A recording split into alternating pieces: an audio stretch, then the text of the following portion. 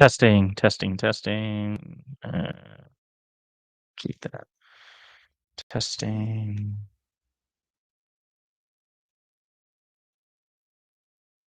St-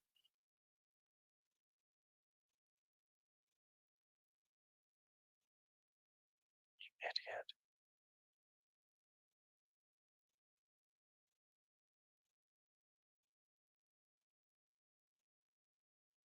Hey, everybody. This is a very impromptu thing. I am stretched for time, flying to Chicago tomorrow for the DNC. I'm just trying to test and see if you all can hear me, or if chat's coming across. Hey,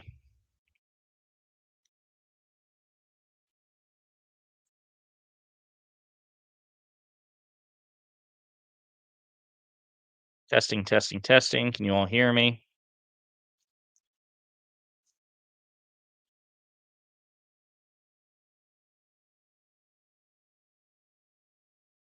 Yeah, I saw you on the debate panel with Destiny on Dylan Burns. Awesome job. Hey, appreciate that. Appreciate that. It was a lot of fun.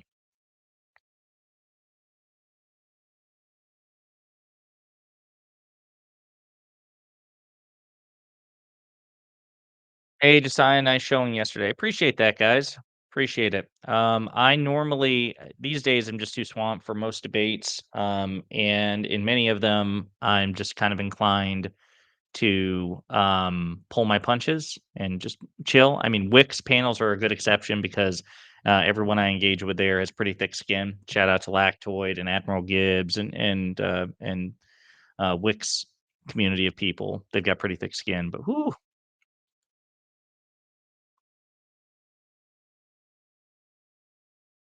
Noah John. I can't see your green shirt, hair, glasses. I couldn't hear you when you said testing, testing, testing. Oh, can you hear me? Well, then I because we got to hold shut the whole thing down. By the way, I think it's like a cerulean, maybe. Ready for the DNC? All right, let me try to share screen here and see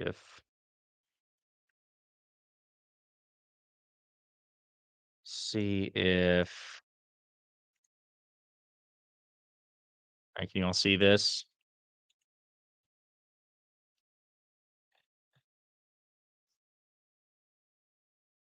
Camera is kind of going unfocused and refocusing just a little bit. Yeah, so it's a Blue Yeti. I usually use a Shure microphone, but my understanding is if you're going mobile, like I'm packing all the shit up and taking it to Chicago to set up at a hotel. My understanding is like the Blue Yeti is a good plug and play for that sort of thing. So yeah, the audio quality is less. What are you looking most forward to at the DNC? I've never been to a political convention, so this will be it's kind of like the Woodstock of politics for me. Quite frankly, I can't even remember the last one because 2020 everything was virtual. 2016 seems like it was just a like behind a fog, right? Like I can't even remember it. I do remember. I actually remember more watching the 2012 DNC because President Clinton gave a really really good speech. So yeah, it's going to be a good lineup. I mean, you've got President Biden on Monday. You have Secretary Clinton on Tuesday. You have President Clinton on Wednesday. Tim Walz on Wednesday, and I think Vice President Harris on Thursday giving the speech. So, definitely looking forward to the speeches. I'm hoping I'm going to be able to bag some really good interviews. Um, the white whale for me.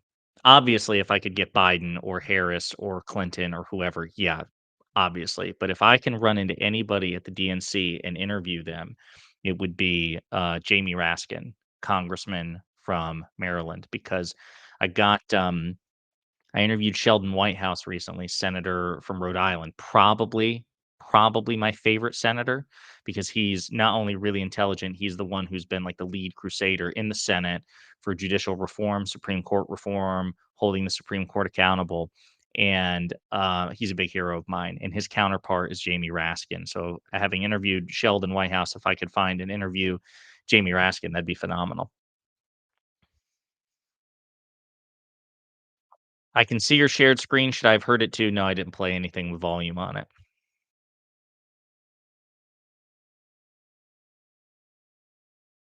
On the video you posted, I only got audio from one earbud when Trump was speaking. Yes, that was the clip, unfortunately. That wasn't anything on my end. Some of these clips only have, like, left ear or right ear, um, uh, audio. Love when Wajahat goes on with 2 maggots and Pierce Morgan kicks their butt. Yeah, Wajahat Ali is, he's phenomenal. Him and Piers Morgan, Elie Mystal, some of my favorite progressive commentators. Elie Mystal in particular, obviously with judicial reform. Stephen Destiny's great. Hutch. Yeah, it's, Luke Beasley. My buddy Luke Beasley, was on Piers Morgan, and I think what Luke accomplished in his own way was actually more impressive than any of them because he was able to just like brilliantly. I don't know if he just Luke is very talented, and I don't know if it was pure instinct or if he was like it was a combination of talent, instinct, right time, right place. But he managed to get Piers Morgan. He disarmed Piers Morgan and got Piers Morgan to spend more time bitching at the Republicans than the Democrats, which is like asymptotically impossible.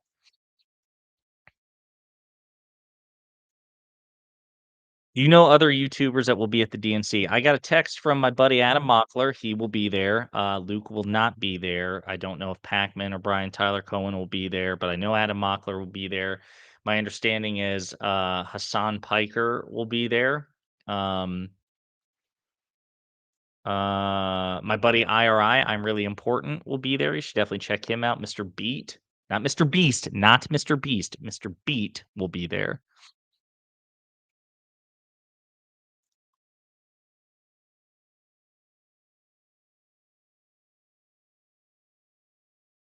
What's up, man? Fun hippy dippy last night. Yeah, that was impromptu. As soon as I saw that, as soon as I saw it, so it's funny. I'm sitting here at the kitchen table. My girlfriend's on the couch talking to her mom. I'm trying to set this whole thing up. It's a disaster because I'm 33 years old, but I might as well be a boomer because I just don't know shit about technology. And I was they asked me to do last second commentary. So I thought I was going to have to go back. So while I'm doing all this, I have one ear in listening to Hippy Dippy. And then I hear Adam say, or something like that. Not Adam, I'm sorry, Dylan, that they're going to get Lauren Southern back on. And I'm like, well, then it'll be a 3v2. Can't have that. This is my chance. So I'm like, I messaged Danabo and Dylan and said, I'll jump in and make it a 3v3. And I'm glad I did because it was a lot of fun.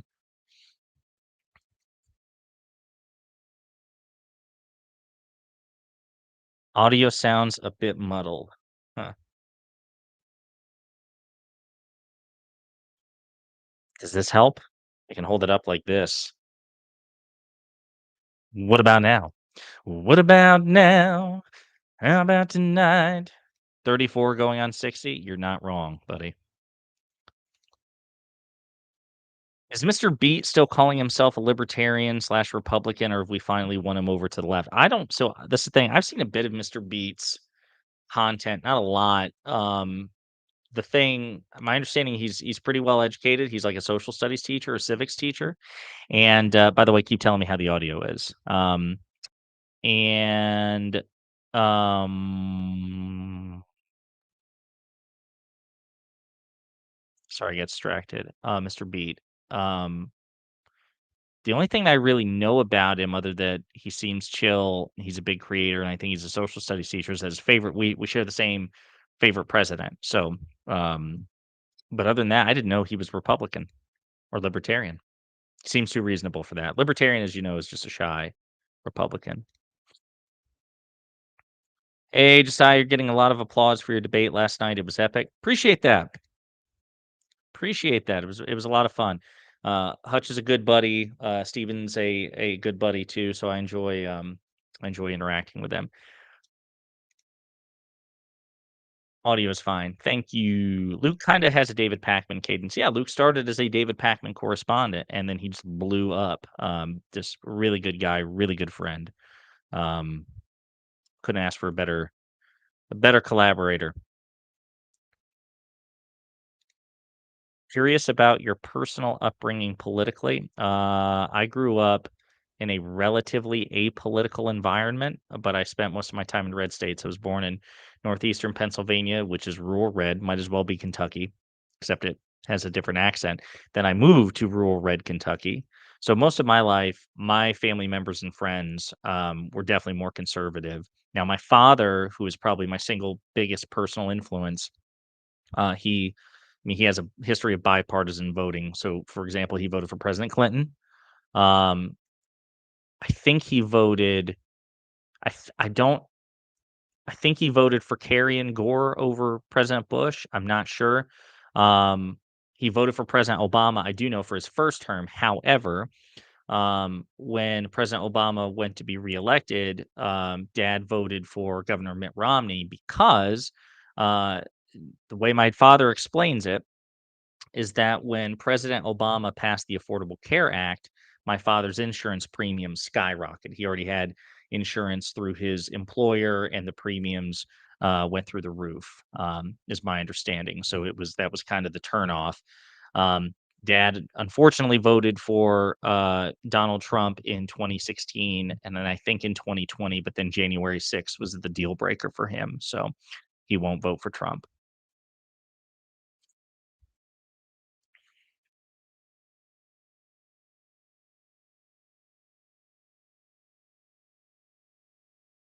Do you know the No, I didn't. My understanding was, I don't know if you can see it, but that it was supposed to be like in the arrow.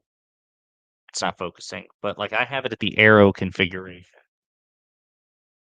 There are two figure eights. There's one that looks like the Olympic, like the two interconnected rings. What about this?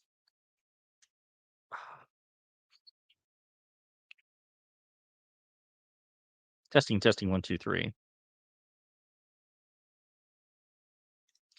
On my bias aside for 2 seconds, do you think the Palestinian protest is going to hurt the DNC?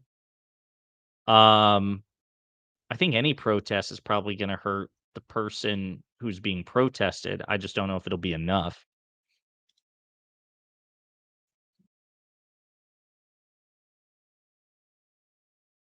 My mom is voting for Trump. Sorry to hear that. My mom did vote for Trump when she was alive. She passed away in 2018, but I think she voted for Donald Trump in 2016. It was interesting. Towards the end of my mom's life, she died very young. She was 49 years old. She was a Trump supporter, I think mostly because of my grandfather's influence. And then before she died, she went on a trip to Europe for work, and she was there for a month, and she came back a changed woman. Like the international perspective, like she really started to move away from that sort of like Trump isolationism and nationalism and stuff like that. Um, so yeah, it would be interesting to see where she would be right now in her political journey. Do you think Democrats will take the Senate? We're leading right now. If you look at the Cook political report, things. Listen. So here's the thing: it's still going to be a very close, competitive election. But we were doing. I think Montana is the one where we're in trouble the most with Senator John Tester, and unfortunately, he's awesome. So it's going to be a tragedy if we lose him. But yeah, I think it's very possible that we keep the Senate. I if you held a gun to my head, I'm not going to say it. I think it. Like right now, as a cynic, I believe if you like threatened me and said, "Damn it, you need to make a commitment right now," I would say that Vice President Harris will win the presidential election. Obviously, it's not set in stone. Obviously, I'm not comfortable making that prediction because we still have to do the work. If you said that about the Senate, or if you asked me about the Senate, you probably just have to shoot me because I couldn't commit. But I don't think it's as if you asked me like 3 or 4 months ago, I would have said we're going to lose the Senate probabilistically. Now, I think it's a coin flip. I thought you did really well last night. I appreciate that. Audio quality seemingly improved, less hollow now. Thanks to the person who told me to do the figure eight. Thank you. Sorry for your loss. Appreciate that. Yeah, it was 6 years ago, so or almost 6 years ago. But yeah, appreciate that. What are your thoughts on Adam and Sitch lately? They've become grifters. I like engaging with Adam and Sitch. I do because I like it's kind of like why I still go on Wick panels or why I still argue with Wick even though we disagree a lot. Um, or even last night, why I jumped into that conversation. I don't hate actual Justice Warrior. It's the first time I'd ever interacted with him in like person or Lauren Southern. I like talking to people who disagree with me. I the problem with Adam and Sitch is unlike everybody I just mentioned, they seem to be very, very sensitive to criticism. Very quick, at least in Adam's case, to block. And I think Sitch is less sensitive than Adam, but still too sensitive for me to be comfortable with. So it's like walking on eggshells. So I think Sitch in particular, I think he's a really smart guy. And I disagree with him politically, but I just think the sensitivity is ridiculous. And then in terms of the quality, but then the substance of their opinions, I've said it before, I'll say it again. I don't think that there's a good faith defense of Trump. I don't think there was a good faith defense of Trump when President Biden was the nominee. You can say all you want about, oh, Biden senile or whatever. Again, we you if we look at measures of competence, who are we electing? Are we electing a debater in chief or a commander in chief? Commander in chief, right? So then you have to look at the administration. And just by every objective metric, the Biden administration has been more competent, less turnover, more legislative and executive accomplishments, and they inherited a fucking mess, whereas Trump didn't. So check, check, check, check, check. The Biden administration, objectively far more competent. The collective IQ is orders of magnitude higher than the Trump administration, and nobody could possibly defend otherwise. But he did really poorly in the debate, so you don't want to roll the dice. Well, that's fine, but now you don't have to. Now it's a 60-year-old woman whom a majority of Americans say is perfectly fit to be president. 65% of Americans, according to a morning consult poll, have the vice president as mentally fit to be president, whereas that same poll has only 48% for Trump. So, um, yeah, I just don't think there's a good faith defense for their position. Yo, what's up, peoples? Great work. Thank you. Appreciate that. Story about your mom is so relatable. When I first moved to Germany, I was an edgy teen simping for Trump, but the international perspective convinced me in time for my first election. Congratulations. That's awesome. Yeah. And again, what's funny is I don't know if I mentioned that when I told you about my mom, but when she went to Europe, it was in Germany. That's where she went.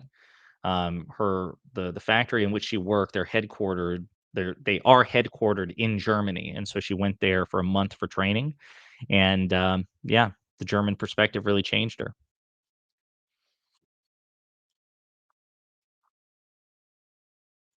Do you think the ads on Fox for Kamala will break through the barriers to get the truth out there? I don't think it hurts, but listen, I mean, at this point, I think that I mean, obviously, I think some minds will be changed. We live 330 million people in the United States.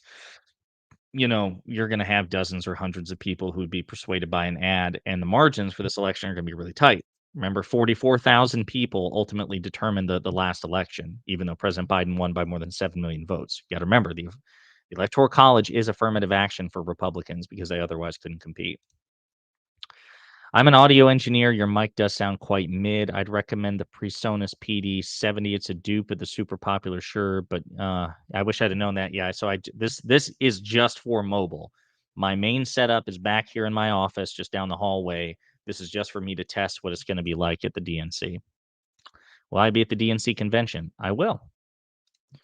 You and Destiny were like the perfect team. I appreciate that. Yeah. Like I said, usually I'm pretty chill. But I am passionate about this stuff. And so you get to see a little bit more of the real me. Um, did you see Destiny was praising you while you were no, I didn't know he was muted. Well you were speaking and he was muted. No, I did not know that. But thanks, Steven.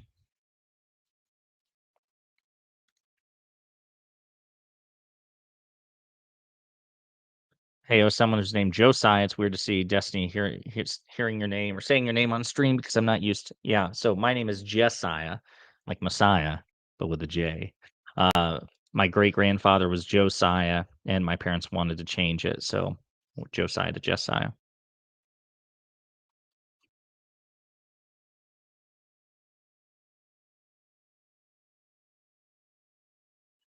Where do I stand on PF Young's casted in win rate in season 12? PF Young, the political streamer? Uh, I think the guy's name is Paul. He's a chill guy. I think his politics are stupid, but he's a chill guy. But I don't know what casted in win rate in season 12. I don't know if that's a meme, if that's something I don't really follow his channel that much just because I don't have the time. But in my interactions with PF Young, he's a smart guy, and a chill guy. Would definitely love to grab a beer with him, but because of the enlightened center, he is committed to this idea that two sides are comparably good and comparably bad. And so for every time you endorse a progressive value, you have to like balance the scales in some way. It just lends itself to inevitably stupid outcomes. So sometimes in life, one side is better than the other, one person is better than the other, and it's just okay to acknowledge that. And so, unfortunately, that's where his politics suck. Nice work yesterday on Dylan's stream. Appreciate that. Do you think a couple of weeks after the DNC hype around Kamala will go down? I mean, historically speaking, yeah, the candidate hype tends to go down a couple of weeks after the DNC. But honestly, we're in uncharted territories, man. We really are. With all due respect to the vice president, she was never a particularly popular political candidate. So the surge that she's experiencing, I think, I'm certainly surprised. And she's making the most of it. I mean, her political chops, there's no doubt they've increased over time because like her charisma is much higher than I mean, she is just on point. Those speeches are incredible. I feel inspired, and I'm a stone cold dead ass cynic. So I don't know, not much of a prophet.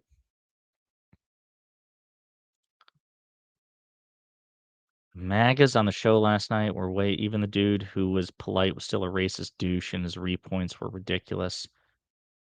Is that Cam Higby? I'm not sure who the racist douche is, or if that was Sean that you're talking about.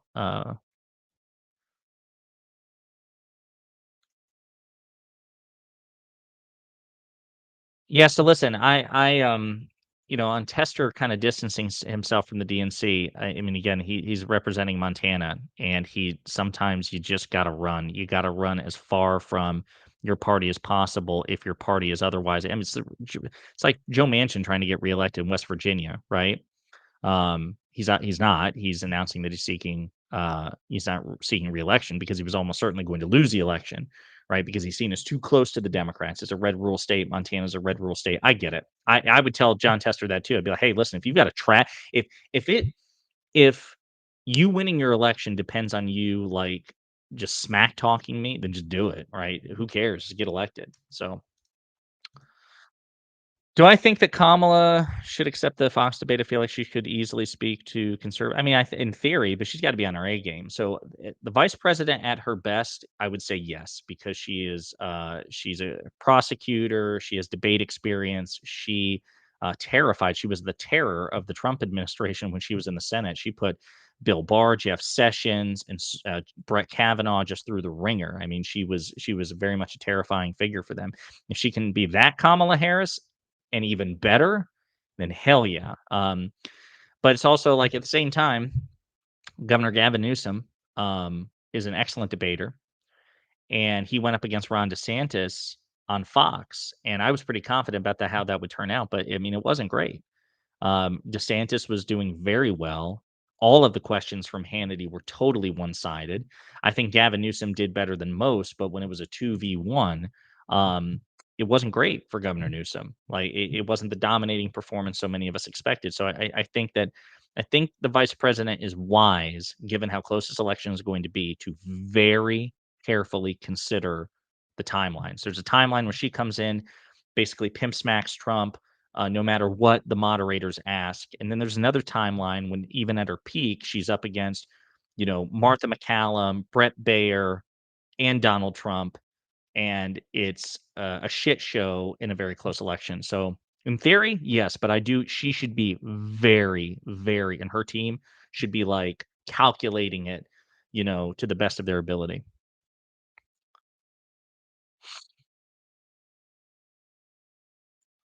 Just want to say I enjoy your channel from Northern Idaho, very scary red part of the state. We're fighting hard against all kinds of hate in my area. Love your perspective. Hey, appreciate that, Kathy.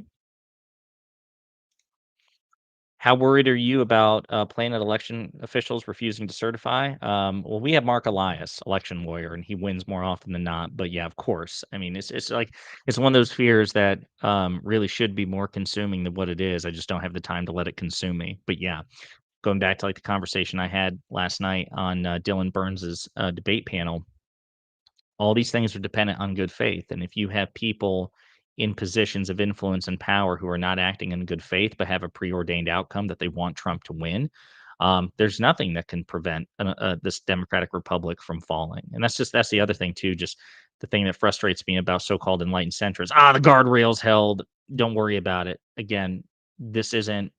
It's not a magical contract, right? It's words written in ink on paper.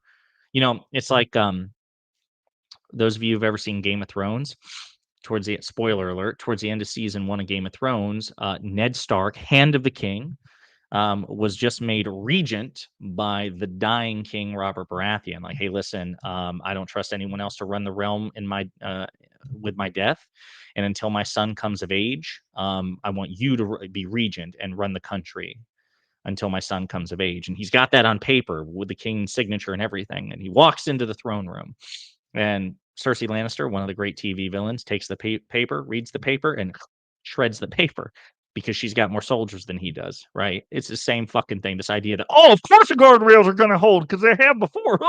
It's just not how shit works. It's really aggravating. Never, ever, ever, ever, ever just blindly trust that bad faith actors can't corrupt a system.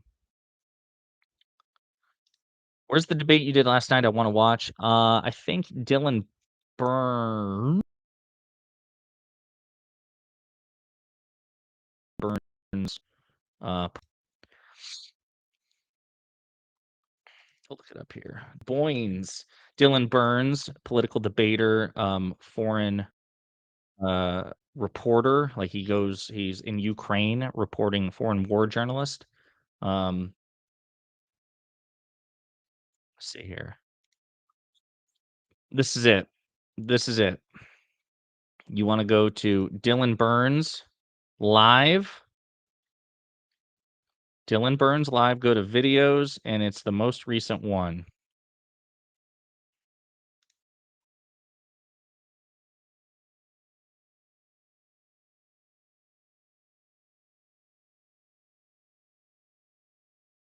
LOL, I thought you were reading donos, not chat. Love the success your channel's had. Remember canvassing with you in Georgia fondly. Hey, appreciate that. Soup for sale. Yeah, we're going to be canvassing again in Wisconsin in October. I think it's October 5th and 6th, or 1st and 2nd. I can't remember. With Progressive Victory, we'll be there for that. Yeah, appreciate that.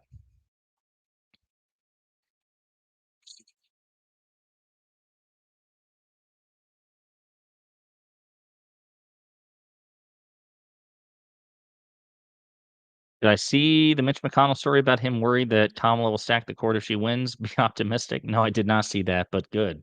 Let her put the fear of God into him. Any worries about the reported massive pro-Palestinian protests at the DNC? Why was there none at the RNC? No, I'm not particularly worried. I don't think it's going to get violent. I think that Secret Service and law enforcement will be there to make sure things are under control if it does get violent, which again I think is unlikely. So no, why are they not at the RNC? Because they understand that the Democratic Party is much more sympathetic to the Palestinian cause than the Republican Party. And so they're putting pressure on the party that's most likely to succumb to that pressure, whether you agree or disagree. So, as somebody, listen, I don't talk about either the foreign conflicts, Ukraine or Palestine, that or Gaza, that well, because full disclosure, when I got my political science degree, my foreign affairs classes were the ones I struggled with the most, in terms of both interest and in terms of grades, right? So I'm much more interested in conversing on domestic policy, which also, quite frankly, just totally candid, affects me more directly and affects most of you more directly, certainly if you're living in the States. So having said all that, I understand why people are protesting. I totally get it. And I imagine if particularly if I had family members and friends in that region, and had, that sort of heightened emotional investment in it, I might be standing with them, right? Like, I get it, and it's a tacit admission that they understand that they're not going to get anything from the Republicans. I mean, the Republicans have made that so abundantly clear with the crazy shit they've said about people in Gaza and Palestinians. They recognize whether certain leftists online would ever admit it, and many of them wouldn't. The Democratic Party is just objectively better, even on this issue, by far, than the Republicans. Which is why they're protesting at the DNC because they understand that the DNC is the only one who might even succumb to it.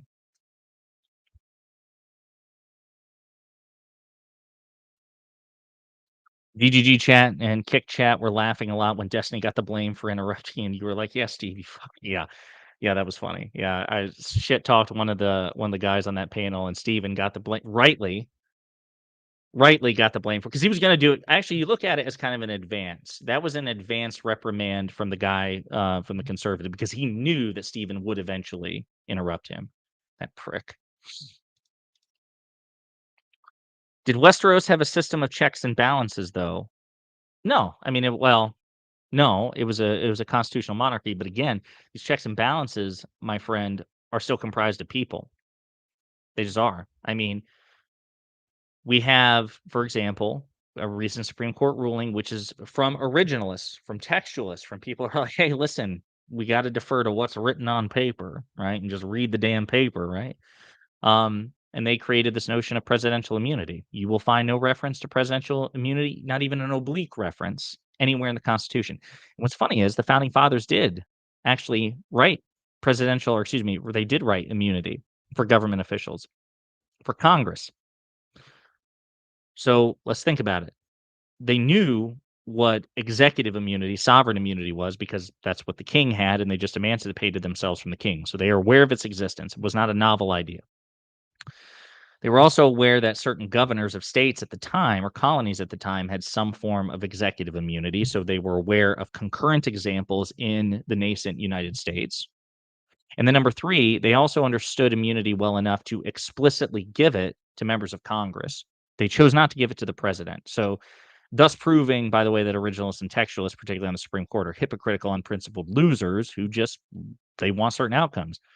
We got to appeal to what's written on paper. There's no right to privacy, damn it, written in the Constitution. Ergo, no right to privacy. Ergo, no abortion. Presidential immunity, yeah, it's not written in the Constitution anywhere, but we really like that because, like, our president, the guy we really like, really needs it right now. So, checks and balances are fungible like anything else.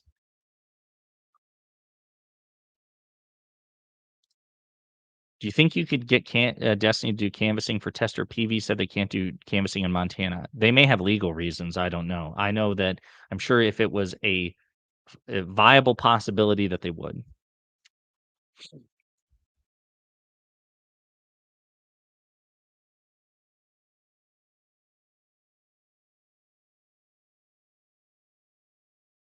Shit. You have to replace the guardrails after they've been hit because they lose integrity after an accident. Well said, before time. Well said. Precisely. Can Democrats restore faith in SCOTUS? Not without heavy reform. Absolutely not. Not in its current configuration. So much has to change. Hunter Young, hey buddy, I talked with you briefly on Discord a bit ago about Kentucky canvassing with PV's recent appearance on Destiny Stream. Would you be interested in attending if they knocked here? I mean, potentially. My old Kentucky home. I'll be back there for a wedding in the next like 3 weeks. But Kentucky is not going to swing red, and you do have to be very careful. Like you have to what's the word I'm looking for? Not judicious. You have to triage, like, you have to be, like, really particular with your limited resources, but yeah, in theory, if they had, like, a really convincing operation, hell yeah, knock on doors. Do you realize that AJW lied about Alvin Bragg ending the investigation until Trump decided to run again? I can't remember the timeline specifically, but Bragg inherited an investigation, and then I think he just decided to sit on it or not pursue charges, and then I don't know if it was ever formally ended, though. I think, like, new evidence was brought because I think a Trump supporter actually published a book. Think that's actually what gave it away, and evidence was in or new evidence was published in that book, and Bragg found out and either revived the investigation or it went from inactive to active. But I can't remember. I agree there. We should weigh local concerns more than foreign. I mean, you got to do both. But yeah, like I'm obviously as an American citizen, right or wrong, and I understand why some people say, no, no, it's a humanitarian issue. It needs to trump all other concerns. But my bandwidth really is focused on domestic politics. I think if Trump was president, they would protest him. I don't think it's that deep. It's just because Biden is the current president. Um, that is part. You know what? That there is some truth to that. I do. Yes, I think if Republicans were in power, um, they would protest. But again, I do think the persuasion components there. I mean, there are prominent members who support like prominent progressive advocates, Wajahat Ali, Mehdi Hassan, and others who have also explained this too. That they support the protests, and they've also acknowledged that the reason that the protests are targeting Democrats is because they recognize that Democrats are the ones who are pushable, persuadable. So I think it's a combination thing. But you raise a good point. It's the fact that Vice President Harris, her boss is the current president. It's also that both Biden and Harris are more likely to succumb to pressure, or be susceptible to moving their position than the Republicans.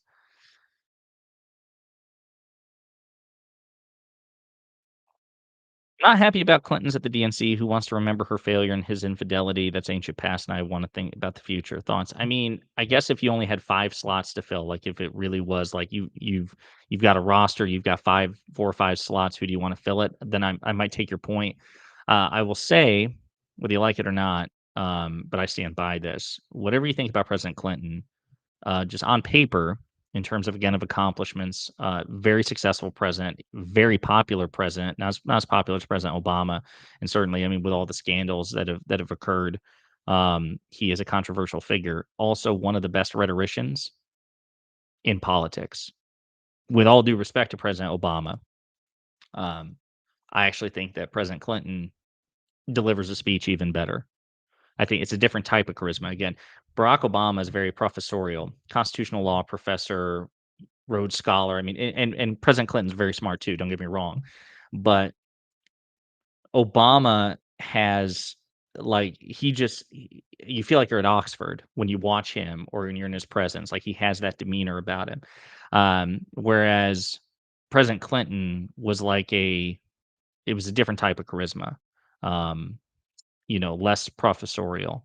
Both very smart men, but and both very charismatic. But yeah, if I needed a Democratic politician speech lineup, yeah, I'd probably include Bill Clinton.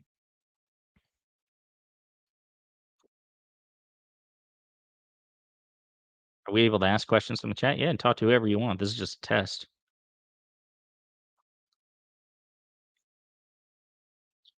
The whole debate boiled down to my friend shot me, but my bulletproof vest held, so I still love the guy. Yeah, exactly.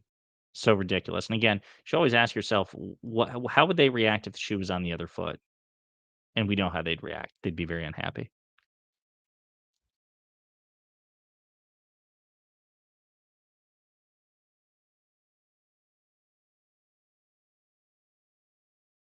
How could I get in contact with you? I made a couple of political videos. I'm trying to show black people the facts the way you show them. Email me, Josiah at ponderingpolitics.com. Good luck on your content creation. It's challenging. It's challenging space, but definitely it's important.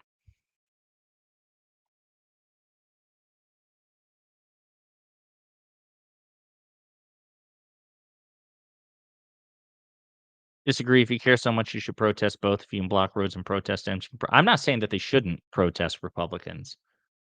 I don't disagree with that at all. I'm just offering you the rationale for why they don't, because they understand Republicans will not bend. The Republican Party, Republican leadership has no interest whatsoever in protecting the lives of Palestinians, not even a cursory level. They do not care. which is why Benjamin Netanyahu and Idmar Ben-Gvir want the Republicans and Trump in particular to win the next election, right? Because they recognize that the Republicans will be less of a check on them. Such as I've seen them debate several times, and there's something about AJW's style that really frustrates Destiny. And any thoughts on what Senate leadership will look like after Schumer retires? I'm hoping Sheldon Whitehouse. But Dick Durbin, I think, is Schumer's second in command. God, that'd be awful. Dick Durbin as like he might be honestly. Okay, there you go. People ask me who I'd like to talk to at the DNC. Dick Durbin would be one. I normally don't like hit Democrats hard rhetorically in conversation, but if the Senator Durbin would be willing to have um, a challenging but respectful conversation, because I listen, Dick Durbin's a smart guy. He's a well-intended guy. Certainly better than any Republican politician. I just think that he's. I need to. I need to better understand his case. So when I interviewed Senator Whitehouse, I only had him for 30 minutes and it was a hard out. And there was so much I need to talk to him about. And I told him, I'm like, I really want to have you back on because one of the things that I wanted to talk to Sheldon Whitehouse about was the hesitance of the Democrats to do anything.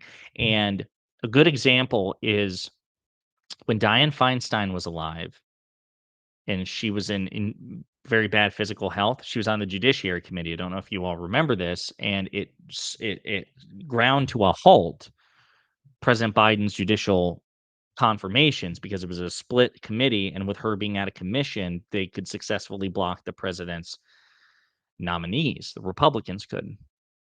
And a lot of people, myself included, were like, just kick her off the committee. Like, hey, get well. Hope you feel better soon. You probably shouldn't even be in the Senate at this point. But at the very least, can we just get you off this committee so we can get a replacement in and resume? And Sheldon Whitehouse explained, like all of us, like not just progressive political commentators who are educated on the subject, but also sitting members of Congress, AOC, who I like a lot and respect a lot, was like, guys, kick her off the damn committee. And Sheldon Whitehouse had to explain it to Jake Tapper. He's like, listen, I understand why people are calling for that, but what you don't know is if we remove her from the committee, any sort of replacement would need either unanimous consent, which it means literally nobody objects, or 60 votes to overcome the filibuster, which would, of course, require 10 Republicans. And then the Republicans came out and said, you know, we're not going to disrespect Senator Feinstein by removing her from the committee. She's just simply sick at the moment, right? They don't care about her health. It was just a tactic to stall the Senate Judiciary Committee. All of which is to say, sometimes seemingly stupid decisions made by Democrats sometimes have a very valid reason for it. Like that, they couldn't do it. It's not that it would be bad. Oh, it makes us feel bad. It's like we literally can't kick her off and replace her. So maybe there's a reason why Dick Durbin doesn't do the things I want Dick Durbin to do. I want Dick Durbin or Sheldon Whitehouse to explain to me those things. And so hopefully he'll be at the DNC. He represents Illinois anyway, and it's in Chicago.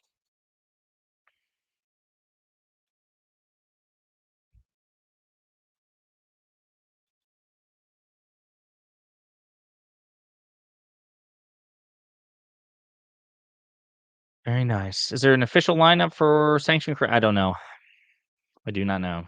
I will be there with Progressive Victory as a reporter. But yeah, if that's what you're talking about.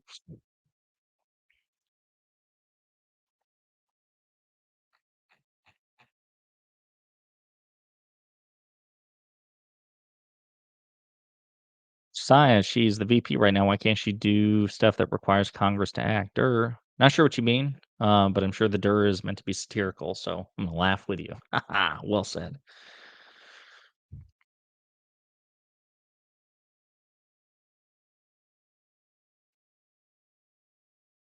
Yeah.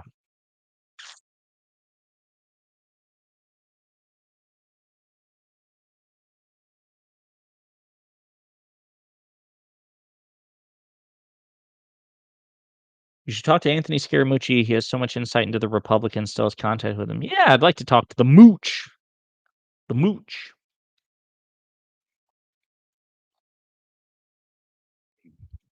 You're often covering Project 2025, but have you considered having a short segment daily citing critical excerpts and explaining the negative implications to our democracy? Yeah, unfortunately. So, like, here's the thing: I put out 6 videos a day. I do all my research, all my recording. I don't use a script, so sometimes it takes me 5 minutes to start a video.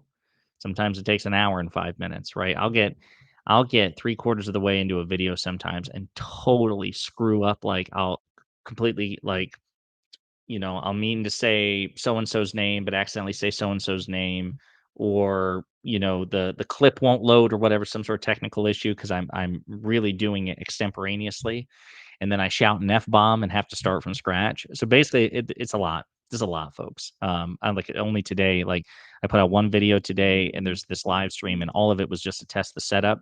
Here in a probably like at 5:30, so in like 3 hours, I've got a friend's birthday party here in the next few minutes. I'm probably have to log off, get a shower, and go shop because I because I work from home and remotely, like I really don't have clothes for the DNC, not like I should, like business casual or whatever. So I need to go pick some up. So it's like I'm always on the freaking run, man.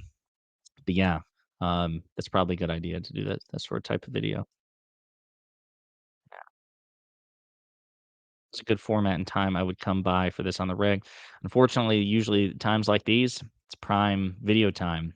I drop a video at noon, a video at 2, video at 4, video at 6, and video at 8.